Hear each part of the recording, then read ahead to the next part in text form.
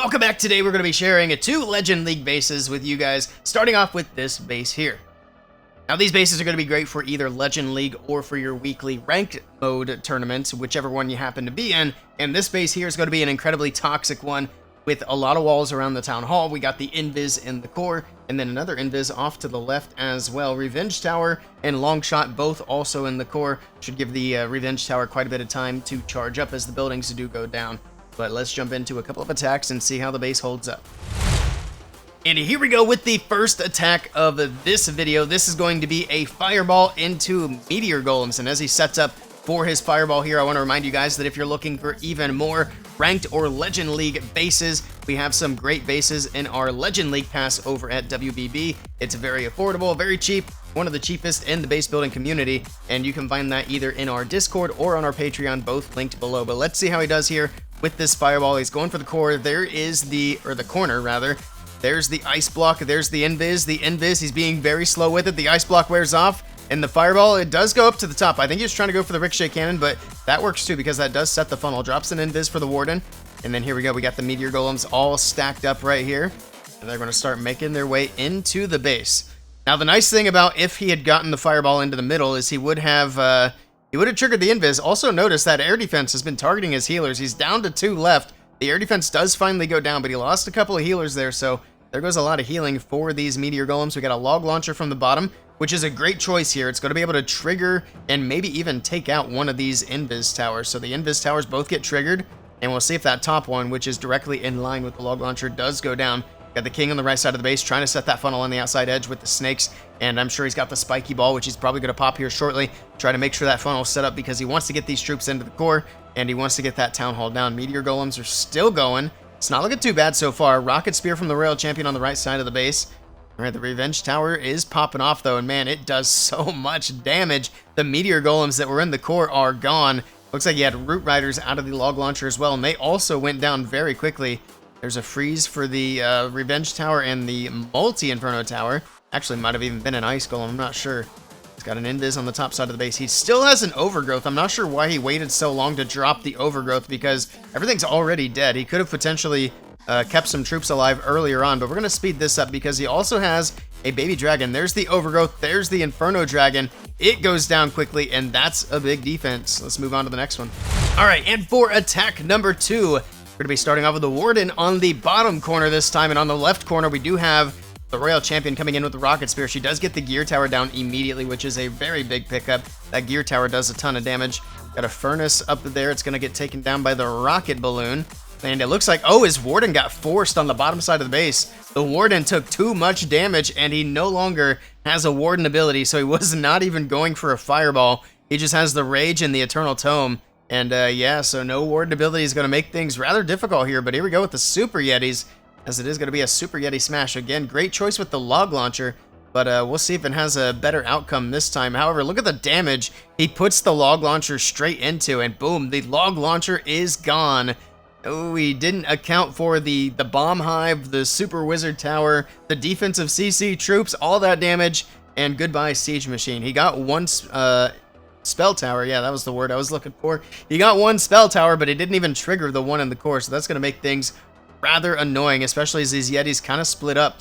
One Yeti on the bottom side of the base was holding all the healers, and now the healers are going to get hit. Look at the line of red air bombs. Goodbye, healers. Down they go. He's got a queen left in there. There's a cloned queen. He's got a hero revive spell. Look at all the spells he has left, though. He's got 4 invis, a revive, a rage. Would have been good to use those before your army was completely gone. All right, let's see what he can do here. Can he save this attack? He chooses to revive the queen, and look at that. She's just going off to the right. I think he was hoping that she would go into the core, but that is not going to be the case. And this is going to be a 1-star defense. Let's take a look at the next base. And here we go with base number 2. This one's also going to be incredibly annoying and incredibly toxic. Again, this might be a style of base you've seen around. It's pretty common for builders to be building this type of base, but you got the town hall off to the right side.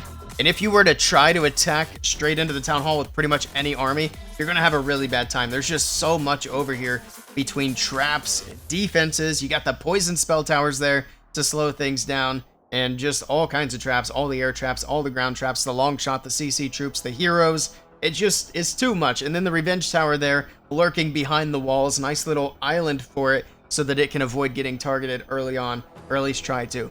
And then if you attack pretty much from anywhere else on the base, which you kind of have to on this one, that risks the 1-star, and it also adds the fire spitters to the mix because they're facing to the inside of the base. And we'll take a look at a couple of attacks and see how this does. And here we go, the first attack on this base. It is going to be a Royal Champion charge into Meteor Golem, so we'll see how this does.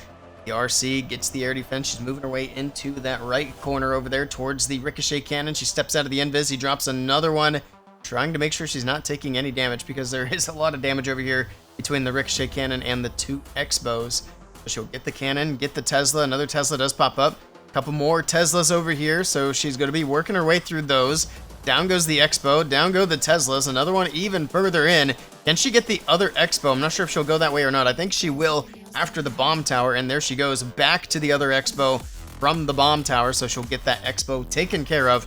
And then he's going to go with the recall, pull the Royal Champion out of there, and then we'll see where he goes from here. He's got a nice funnel set up. I'd imagine he goes from the left, and there we go. He is indeed going to go from the left on this attack. The Meteor Golems are in, and we'll see what he's going to do to funnel that top side of the base. We do have a log launcher to follow up the Meteor Golems. A couple of healers are in. Giant arrow from the Queen. Barbarian King to that top side. That's going to help set up this funnel and push these Meteor Golems right down the middle. At least that is the idea. We'll see how well it works out. Making their way in, getting some damage onto the monolith. He drops in a totem. He did get a little bit robbed there because that totem did not reset the monolith. It kept firing at the Meteor Golems after he dropped it, so I do think the totem is a tiny bit buggy here and there on some of these situations, but not a huge deal. He only took like 1 or 2 shots. Now we got the Revenge Tower, however, powering up in the core of the base. Looks like it is actually at full power now, so it's going to be firing away at these Meteor Golems, trying to protect the right side of the base, and we got both fire spitters firing at these Meteor Golems as well as they try to make their way in, but there's just so much damage on this right side. Regardless of which way you approach it, it is so incredibly difficult to get through everything. Looks like he had Yetis out of the log launcher. The Town Hall is still standing. We got Ice Golems out of the CC with the Furnace, and that's also going to slow down these attackers quite a bit on that right side. Revenge Tower is going absolutely crazy here, just picking off all these golems one by one by one.